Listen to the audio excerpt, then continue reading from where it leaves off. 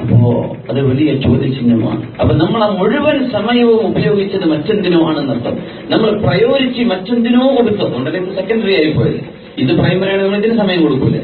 അപ്പൊ നമ്മൾ ഇതൊന്നും ഇത് വേറെ ആർക്കുള്ളത് നമുക്കൊന്നുള്ളതല്ല എന്ന് മനസ്സിലാക്കി വെച്ച പോലെ അങ്ങനെ ആവരുത്. റസൂൽ തിരുനബി സല്ലല്ലാഹു അലൈഹി വസല്ലം പറഞ്ഞു, ഇന്ന ഖൗമി ഇത്തഖദു ഹാദൽ ഖുർആന മഹ്ജൂറ.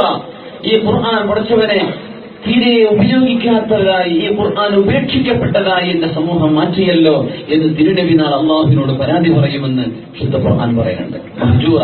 പ്രത്യേകിച്ച് നമുക്കൊക്കെ നല്ല മൊബൈൽ ഫോണുകളൊക്കെ ഉള്ള കാലമാണ് അല്ലെ. ഒരു ആൻഡ്രോയിഡ് പ്രോഗ്രാമൊക്കെ ഇല്ലാത്ത, അല്ലെങ്കിൽ ആപ്പിൾ ഫോണുകൾ, എന്തൊക്കെയാ വലിയ വലിയ ഫോൺ, വിലപിടിപ്പുള്ള 1000 ദിർഹംസിന്റെ 2000ന്റെ ഫോൺ, അങ്ങനെയൊക്കെയാണ് ഇപ്പോഴത്തെ പുതിയ പുതിയ ട്രെൻഡ്. ഇങ്ങനെയൊക്കെ ഉണ്ടായിട്ട് പോലും നമുക്കൊരു ഖുർആനിന്റെ ഒരു ആപ്പ്, ഒരു ഖുർആൻ ഡൗൺലോഡ് ചെയ്തിട്ട് അതിന്ന് എടുത്ത് ഓതാൻ സാധിക്കുന്ന ഒരവസ്ഥ ഉണ്ടായിട്ട് നമ്മൾ ഓതിയില്ലല്ലോ. ഇത് വലിയ സങ്കടമല്ലേ. നമ്മൾ അതിൽ വാട്സപ്പ് ഡൗൺലോഡ് ചെയ്തിട്ടുണ്ട് അല്ലേ. വാട്സപ്പ് ഉണ്ട്, മറ്റേ വോയിസ് ടോക്കുകൾക്കുള്ള പ്രോഗ്രാമുകളൊക്കെ ഉണ്ട്, പിന്നെ നമ്മുടെ സോഷ്യൽ മീഡിയ ഒക്കെ ഉണ്ട്. നാം ഖുർആൻ കിടക്കട്ടെ. രാവിലെ ജോലിക്ക് പോവാണ്, നമ്മൾ മെട്രോയിൽ കയറിയിരിക്കുകയാണ്, മൊബൈലിൽ നിന്ന് ഓപ്പൺ ചെയ്യാം. ഖുർആൻ വുദു വേണം, ഖുർആനിനോട് ബഹുമാനിക്കണമെങ്കിൽ വുദു ആവശ്യമാണ്. ലാ യമസ്സുഹു ഇല്ലൽ മുതഹ്ഹറൂൻ. ഖുർആൻ തൊടണമെങ്കിൽ വുദു വേണമെന്ന് നിർബന്ധമാണെന്നാണ്. പക്ഷേ മൊബൈലിൽ നമ്മൾ ഡൗൺലോഡ് ചെയ്യുന്ന ഖുർആൻ അത് ഓപ്പൺ ചെയ്യണമെങ്കിൽ വുദുവിന്റെ ആവശ്യമില്ല. വുദു ഇല്ലാതെയും ഒരാൾക്ക് എന്ത് ചെയ്യാം, തൊടാൻ പറ്റുമെന്നാണ് ആലിമിൻ കൊടുത്തിട്ടുള്ള ഫത്വ. പക്ഷെ നമുക്ക് വുദു ഉണ്ടാവൽ വളരെ നല്ലതാണ്. എപ്പോഴും ദായിമുൽ വുദു, നമ്മൾ നിത്യ വുദു ഉള്ള ആളുകളായിരിക്കണേ. പക്ഷെ വുദു ഇല്ലെങ്കിൽ പോലും നമുക്ക് ഈ മൊബൈലിൽ നിന്ന് ഖുർആൻ ഓതാൻ പറ്റും. ഒരു 10 മിനിറ്റ് വെയിറ്റ് ചെയ്യാൻ ഖുർആൻ ഓതാം. നമ്മൾ എവിടെയെങ്കിലും ഒരു ക്യൂ നിൽക്കുകയാണ്, ഖുർആൻ ഓതാം. എവിടെയെങ്കിലും നമ്മൾ ബസ് സ്റ്റേഡിലിരിക്കുകയാണ്, ഖുർആൻ എടുത്ത് നോക്കൂ. ഒരല്പം നമ്മൾ കണ്ണ് ഈ ലോകത്ത്, എനിക്ക് തോന്നുന്നു പ്രവാസ ലോകത്ത് നമുക്ക് അമൽ ചെയ്യാൻ പറ്റിയില്ലെങ്കിൽ നാട്ടിൽ പോയാൽ തീരെ പറ്റില്ല. അതാണ് ഇവിടെ ദുബൈയിൽ നിന്നിട്ട് നമുക്ക് നിസ്കാരവും നമ്മുടെ ഖിറാഅത്തും നമ്മുടെ ഖുർആനുമായുള്ള ബന്ധപ്പെടലും ഇവിടെ നടക്കണില്ലേ, നാട്ടിൽ തീരെ നടക്കൂല. നിങ്ങൾ ഇവിടെ റമദാൻ ചെലവഴിച്ചിട്ട് നാട്ടിൽ പോയി റമദാൻ നോക്കി, റമദാനിൽ പാങ്ങില്ല പാങ്ങ അല്ലേ, ഭാഷ പറഞ്ഞാൽ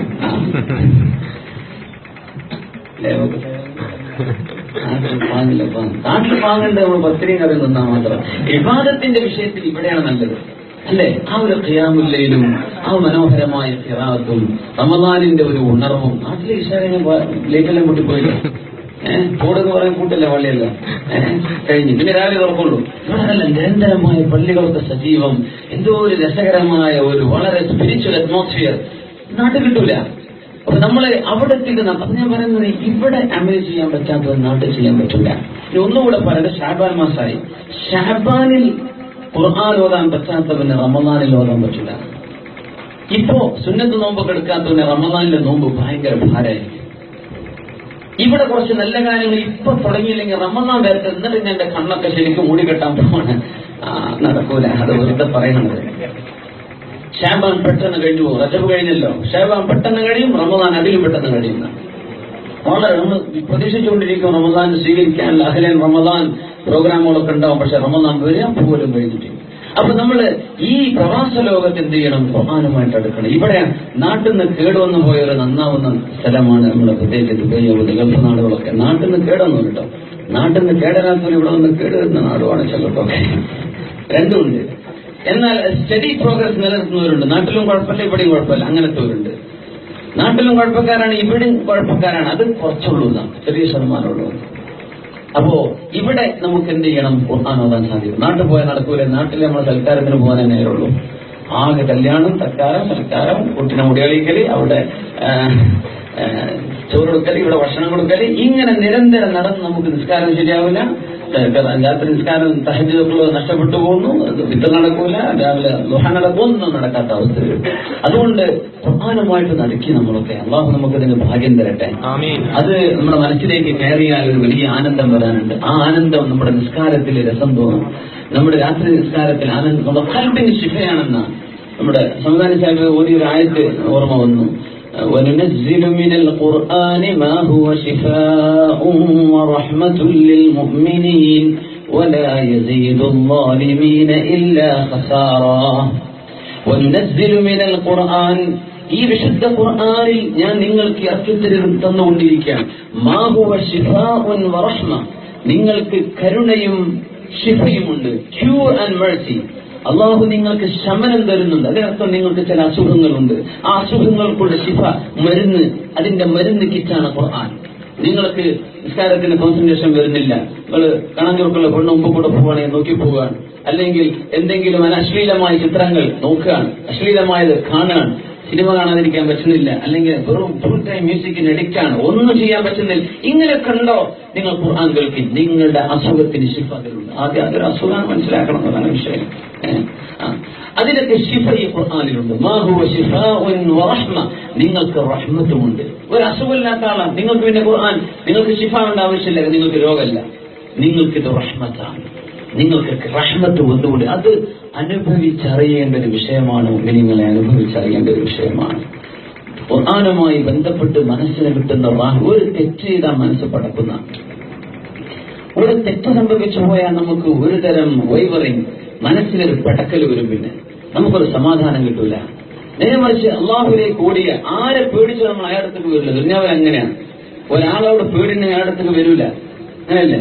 നമ്മളിപ്പോ നമ്മളെ മോശം ഖലീൽ റഹ്മാൻ കാശി ഉസ്താദാന്ന് വിചാരിക്കാം, നമുക്ക് ഇവരെ പേടിയാണെങ്കിൽ നമുക്ക് വരുമോ? ഇവരെ പേടിക്കേണ്ട ആളൊന്നല്ല, പക്ഷെ നമ്മളങ്ങനെ പേടിണ്ടെങ്കിൽ ആളത്തേക്ക് വരൂല. നമ്മുടെ ഒരു മാനേജറാണ്, നമ്മുടെ ഒരു സൂപ്പർവൈസറാണ്, നമുക്ക് അയാളോട് ഇഷ്ടമല്ലെങ്കിൽ പേടിയാണ്, നമ്മളുടെ മുമ്പിൽ വരും. അള്ളാഹുവിന്റെ വിഷയം നേരം അള്ളാഹിനെ പേടിണ്ടെങ്കിൽ അള്ളാഹിന്റെ അടുത്ത് തന്നെ വരേണ്ടതെന്നാണ്. നിന്നിലേക്കല്ലാതെ ഓട്ടമില്ല പടച്ചവന്, നിന്നെ പേടിക്കോ, നിന്റെ അടുത്തേക്ക് ഞങ്ങൾ ഓടേണ്ടി വരും, നിന്റെ അടുത്തേക്ക് ഞങ്ങൾ ഓടി വരികയാണ്. അപ്പൊ അള്ളാഹുവിന്റെ അടുത്തേക്ക് തന്നെ ഓടി വന്നാലേ അള്ളാഹുവിനെ സംബന്ധിച്ചുള്ള പേടി പോവുള്ളൂ. അള്ളാഹുവിനെ പേടിയുണ്ടോ റബ്ബിന്റെ അടുത്തേക്ക് ഓടി വരണം. അപ്പൊ മനസ്സിന് കിട്ടുന്നൊരു വല്ലാത്തൊരു റാഹത്തുണ്ട്, അത് നിങ്ങൾ ആസ്വദിക്കണം. അത് ഞാൻ പറഞ്ഞാൽ നിങ്ങൾക്ക് മനസ്സിലാവില്ല, അത് നിങ്ങൾ എത്ര വേഗം പറഞ്ഞാലും നിങ്ങൾക്കത് മനസ്സിലാവാൻ പോകുന്നില്ല. നിങ്ങളൊന്ന് പ്രാക്ടിക്കലായിട്ട് ചെയ്യേണ്ട ഒരു വിഷയം. അതുകൊണ്ട് എന്ത് ചെയ്യാം, ഈ ഒരു ഷാബാൻ മാസം നമ്മള് മ്യൂസിക്കൊക്കെ ഒന്ന് മാറ്റിവെച്ചിട്ട്, അതിന് മ്യൂസിക് കേൾക്കാൻ തോന്നാണ്, വേഗം പ്ലഗ് ചെയ്യുക ഖുർആൻ. ഷെയ്ഖ് സുദൈസിയുടെ, ഷെയ്ഖ് ഹഫാസിയുടെ, ഷെയ്ഖ് മിൻഷാവിയുടെ, ഷെയ്ഖ് തന്താവിയുടെ, തൊബ്ലാവിയുടെ, അല്ലെങ്കിൽ ബുഹാത്തർ എന്നത്, ഇങ്ങനെ ഒരുപാട് കാര്യങ്ങളുണ്ട്, ഒരുപാട് റിസൈറ്റേഴ്സ്. അവരുടെയൊക്കെ ഖുർആനിന്റെ ആപ്പ് കൊണ്ട് ഡൗൺലോഡ് ചെയ്യാൻ പറ്റും. ഒന്ന് കേട്ടുകൊണ്ടിരിക്കുക ഇയർഫോൺ വെച്ചിട്ട്, അല്ലെങ്കിൽ വാഹനത്തിലാണെങ്കിൽ അങ്ങനെ നിങ്ങൾ ഒരു മാസം ട്രൈ ചെയ്യുക. ഇൻഷാ അല്ലാഹ് പറയാൻ ധൈര്യം ഉണ്ടാവില്ല. എന്തിനാ പറഞ്ഞത്? വാഹനമുള്ളവർക്ക് ഇത് വളരെ ഈസിയാണ്. വാഹനം അല്ലാഹു ചെയ്ത വലിയൊരു നിഅമത്തല്ലേ. ഒരു സ്വിച്ച് ഇട്ടാൽ തണുത്ത കാറ്റും, അടുത്ത സ്വിച്ച് ഇങ്ങോട്ട് ട്യൂൺ ചെയ്താൽ ഹോട്ട് എയറും വരും. അതൊക്കെ ഭയങ്കര നിഅമത്തല്ലേ. എത്ര വലിയ നിഅമത്താണെന്ന്. നമ്മൾ വാഹനം എയർ കണ്ടീഷൻ ചെയ്ത് പോവാന്ന് പറഞ്ഞാൽ ഒരു ബട്ടൺ അമർത്തിയിട്ട് തണുത്ത കാറ്റ് വരും. നമ്മൾ എന്ത് ചെയ്തു? എങ്ങനെ ഇതിനൊക്കെ അല്ലാഹു ശുക്ർ ചെയ്യാൻ ഇമ്പോർട്ടൻ്റ് ഉണ്ടോ? നാട്ടിലൊരു ആക്സിഡന്റ് ആയിട്ട് 2 ചെറുപ്പക്കാർ കാർ ക്രാഷിൽ മരിച്ചിരിക്കുകയാണ്. വളരെ ഫൈറ്റൽ ആക്സിഡന്റ്, എന്താണ് മരിച്ചു. അവര് മയ്യത്തെടുക്കാൻ വേണ്ടി ചെല്ലുമ്പോ കാറിൽ ലൗഡ് മ്യൂസിക്കാണ്. കാർ ആകെ ക്രഷ് ആയിട്ടുണ്ട്, പക്ഷെ ലൗഡ് മ്യൂസിക് വെച്ച് പോയിട്ട് അതിനാണ് ഈ മരിക്കണത്. നിങ്ങൾ ആലോചിച്ച് നോക്കി, അവസാനം ഒരു കെലിമയെല്ലാം ഓർമ്മ വരും. അവസാനം അള്ളാഹിനെ പറ്റി ഈ പാട്ടിലൊക്കെ വരുന്ന ഒരുതരം വ്യഭിചാരത്തിലേക്കുള്ള ചിന്തകളാണ്. നമ്മൾ മനസ്സിലാക്കണം.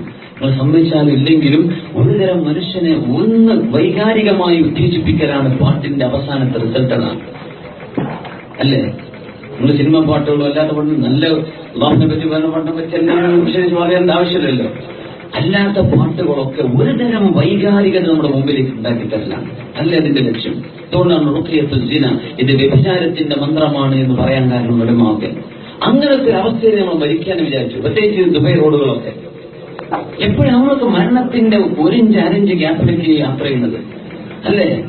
നമ്മുടെ സൈഡിലൂടെ പോകുന്ന വാഹനങ്ങൾ, അവരൊക്കെ ഡബിൾ ഇൻഷൂർ ചെയ്ത് പോകുന്നവരെ ബുദ്ധി അവൻ മരിച്ചാൽ എന്റെ വാഹനത്തിന് കുഴപ്പം പറ്റില്ലല്ലോ എന്ന് വിചാരിച്ച് ഓടിക്കുന്ന ആൾക്കാരുണ്ടോ നമ്മുടെ സൈഡിലൊക്കെ. ആ നേരത്ത് നമ്മൾ ഈ പാട്ട് കേട്ടുകൊണ്ടിരിക്കാന്ന് വിചാരിക്കുക. അവസാനം നമ്മൾ കേട്ടതുണ്ടോ, ഇന്നമൽ അഅ്മാലു ബിഖവാതിമിഹാ, ഏതൊരു മനുഷ്യന്റെ കർമ്മവും അളക്കപ്പെടുന്നത് അവസാനം എന്ത് ചെയ്തു എന്ന് നോക്കിയിട്ടാണ്. നിങ്ങളിപ്പോൾ ദുബൈ KMCC-ക്കോ അല്ലെ സ്റ്റേറ്റ് KMCC-ക്കോ നാഷണൽ KMCC-ക്കോ എത്ര കാലം നിങ്ങൾ അധ്വാനിച്ചു എന്ന് വിചാരിച്ചോളൂ. മനുഷ്യന്മാരുടെ സ്വഭാവം പറയാം, അവസാന കാലത്ത് എന്തെങ്കിലും കുഴപ്പമുണ്ടാക്കണമെങ്കിൽ അത് മാത്രമേ മനുഷ്യന്മാർ പറയുള്ളൂ. അത്രയും കൊല്ലം നിങ്ങൾ ഉറക്കില്ലാതെ അധ്വാനിച്ച അധ്വാനം മനുഷ്യന്മാർ പറയില്ല, അവസാനത്തെ ഒരു കുറ്റമേ പറയുള്ളൂ, അല്ലേ? അവസാനം ചെയ്തതുണ്ടോ അത് നമ്മുടെ മനസ്സിൽ വരുള്ളൂ. അതിന്റെ മുമ്പ് എത്രയോ നന്മ ചെയ്തല്ലോ ആരും പറയില്ല. അള്ളാഹുവിന്റെ മലക്കുകൾ എഴുതി വെച്ചത് കിട്ടിയെങ്കിലായി. അല്ലേ? അള്ളാഹുവിന്റെ കണക്കും അങ്ങനെ തന്നെയാണ്. ഇന്നമൽ അഅ്മാലു ബിഖവാതീമിഹാ. എല്ലാം deeds are judged only by its endings. നമ്മൾ എങ്ങനെയാണ് ഒരു വിഷയം അവസാനിപ്പിച്ചത്, അങ്ങനെയാണ് നമ്മുടെ കർമ്മങ്ങൾ അള്ളാഹു എഴുതുന്നത്. അപ്പോ ആ ഒരു നല്ല സമയത്ത് ഒരു നല്ല കാര്യം കേട്ടുകൊണ്ടിരുന്ന അവസ്ഥയിലാണെങ്കിൽ എന്തൊരു നല്ല റാഹത്താണ്. അല്ലേ? സൗദി അറേബ്യയിലെ നമ്മുടെ ഖലീഫയുടെ സുഹൃത്തുക്കള് ആംബുലൻസ് സർവീസ് ചെയ്യുന്നവരുണ്ടായിരുന്നു. അദ്ദേഹത്തിന്റെ അനുഭവം പറഞ്ഞു. ഒരു കാർ ആക്സിഡന്റിൽ ഇതേപോലെ ഒരു ചെറുപ്പക്കാരൻ മരിച്ചു. അല്ല, ഒരാള് ഓൺ സ്പോട്ട് മരിച്ചു, ഒരാള് മരിക്കാറായ വളരെ ഡെഡ്ലി സീരിയസ് ആയിട്ട് കിടക്കുകയാണ്. അങ്ങനെ ഇവര് അവരുടെ സ്ട്രക്ചർ കൊണ്ടുവന്ന് റോഡിൽ കിടത്തി. അവർ മുസ്ലിമീങ്ങളാണ്. പോലീസുകാർ നല്ല കുറച്ചുകൂടിയുള്ള ആൾക്കാരായതുകൊണ്ടാണ് അവർ ഈ സംഭവം ഖലീഫയോട് പറഞ്ഞ് അദ്ദേഹം അത് ഉദ്ധരിക്കുകയാണ്. അങ്ങനെ ഏതായാലും ഹോസ്പിറ്റലിലെത്തി അവർ മരിക്കുക, മരിക്കുന്നു. അവിടുത്തെ മുൻപേ മരിച്ചു കഴിഞ്ഞു. ഇവനോട് കലിമ ചൊല്ലി കൊടുത്തു, ലാ ഇലാഹ ഇല്ലല്ലാഹ്. പോവല്ലേ, അവസാനം നല്ല വാക്ക് പറഞ്ഞു പോയിക്കോട്ടെ എന്ന് വിചാരിച്ച് അവസാനത്തെ യാത്ര വളച്ചില് ലാ ഇലാഹ ഇല്ലല്ലാഹ് എന്നാവട്ടെ എന്ന് വിചാരിച്ച് ചൊല്ലി കൊടുക്കാൻ ചൊല്ലാൻ പറ്റുന്നില്ല. അവസാനം നോക്കുമ്പോൾ എന്തോന്ന് പറയുന്നുണ്ട്.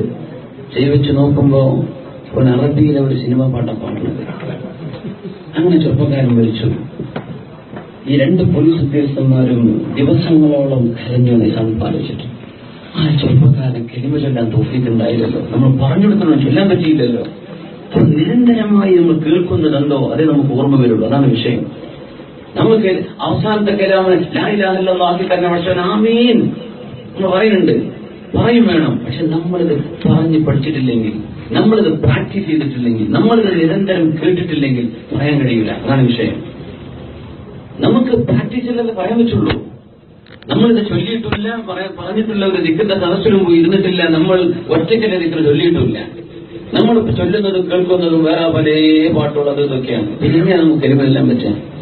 അപ്പൊ നമ്മുടെ എൻഡ് എങ്ങനെയാണെന്ന് ആദ്യമേ നമുക്ക് ബോധ്യപ്പെടും. നമ്മൾ ഈ പോക്ക് പോയാൽ നന്നായി പോകുന്നതിന് മനസ്സിലാക്കാൻ വേണ്ടിയ ഡെസ്റ്റിനേഷൻ എങ്ങനെയാണെന്ന് അല്ലാത്തവർക്ക് അങ്ങനെ മനസ്സിലാക്കാം, നന്നാവുന്ന തീരുമാനമില്ലെങ്കിൽ. അപ്പൊ നമ്മള് കളിക്കാൻ വന്ന ലോകമല്ല, ഇവിടെ നിന്ന് പോകണം. നമ്മൾ ഏതെല്ലാം രീതിയിൽ ജീവിച്ചാലും ഇവിടെ നിന്ന് പോയേ പറ്റും.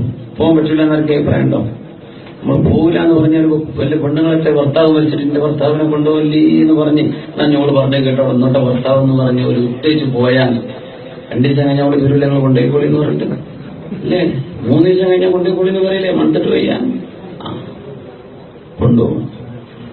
നമുക്ക് ഇടയ്ക്കിടയ്ക്ക് തോന്നും ദുബൈയിലെ ടവർസുകൾ നമ്മളൊന്നും മരിക്കാമെന്നവരല്ല കേട്ടോ. നമ്മൾ വേറെ ഏതോ ഭൂമിയിലാണ്, ഏതോ ഗ്രഹത്തിൽ നമ്മളിപ്പോ താമസിക്കുന്നത്. നമുക്ക് മരണമൊന്നുമില്ല എന്ന് തോന്നും. ഇത് പിശാച് ചെയ്യുന്ന വലിയൊരു ട്രിക്കാണ്. അതുകൊണ്ട് ഒരുങ്ങിക്കോളൂ, അതിന് പ്രിപ്പയർ ആയിക്കോളൂ. റമദാൻ അതിന്റെ സൂചനകളാണ്. അത് ഓർമ്മിപ്പിക്കാൻ അള്ളാഹു ഇടയ്ക്കിടയ്ക്ക് ഓരോ അവസരങ്ങൾ തരുന്നത്. അള്ളാഹുവിലേക്ക് മടങ്ങാനും, അള്ളാഹുവിലേക്ക് മടങ്ങിയാൽ മനസ്സമാധാനം പടച്ചു തരും. അല്ലാതെ ഒന്നിലും മനസ്സമാധാനമില്ല. അല്ലാ ബിദിക്രില്ലാഹി തത്മഇന്നുൽ ഖുലൂബ്. അള്ളാഹുവിനെ ഓർത്തിട്ട് മാത്രമേ സമാധാനം കിട്ടൂ.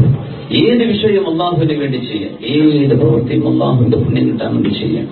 അതിന് ബറക്കത്തുണ്ടാവും, അതിൽ സമാധാനം ഉണ്ടാവും, നാളെ പരലോകത്തിൽ നിന്ന് കൂലി ഉണ്ടാവും. അതുകൊണ്ട് എന്റെ സ്വന്തം നഫ്സിനോട് ഞാൻ വസീയത്ത് ചെയ്യാം. ഞാൻ നിങ്ങളെക്കാൾ ഒട്ടും മുന്തിയവനല്ല, നിങ്ങളെക്കാളും മോശപ്പെട്ടവനാണ്. പക്ഷേ നമ്മളെല്ലാവരും കൂടെ മനസ്സിലാക്കണം, ഖുർആൻ ഓതാൻ കുറച്ച് സമയം കണ്ടെത്തണം. അള്ളാഹുവിന്റെ കിതാബിനോട് ചെയ്യുന്ന ഖിദ്മത്ത് ഒന്ന് അങ്ങനെയാണ്. മറ്റൊന്ന് അതിൽ പറഞ്ഞ വിഷയങ്ങൾ പഠിച്ച് ജീവിക്കലാണ്. മറ്റൊന്ന് ഖുർആൻ ഹിഫ്ള് ചെയ്യലാണ്. ഇതൊക്കെ ഖുർആനോട് ചെയ്യുന്ന സേവനങ്ങളാണ്. നമ്മൾ എന്ത് ചെയ്യാം? സമയം കണ്ടെത്തുക. നമുക്ക് അള്ളാഹു നിഅമത്തൊക്കെ തന്നില്ലേ, അനുഗ്രഹങ്ങൾ തന്നില്ലേ? ആ അനുഗ്രഹങ്ങൾക്ക് അള്ളാഹുവിനോട് ചെയ്യുന്ന ശുക്ർ അള്ളാഹു നമുക്ക് തൗഫീഖ് ചെയ്യട്ടെ. വനുനസ്സിലു മിനൽ ഖുർആൻ മാ ഹുവ ശിഫാഉൻ വറഹ്മത്തുൻ ലിൽ മുഅ്മിനീൻ വലാ യസീദു ളാലിമീന ഇല്ലാ ഖസാറ. വിശുദ്ധ ഖുർആനിൽ നിങ്ങൾക്ക് ഞാൻ കാരുണ്യവും അതുപോലെ തന്നെ ശിഫയും ഹൃദയത്തിന്